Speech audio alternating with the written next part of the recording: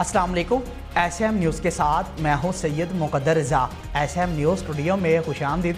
खबरों के सिलसिले को मज़ीद आगे बढ़ाते हुए खबर शामिल करते हैं। गुजरांवाला से बदबख्त बेटों ने बाप को कत्ल करके लाश घर में छुपा ली। अहले इलाका की इतला पर पुलिस ने तशद्दुदशुदा लाश को घर से बरामद कर लिया।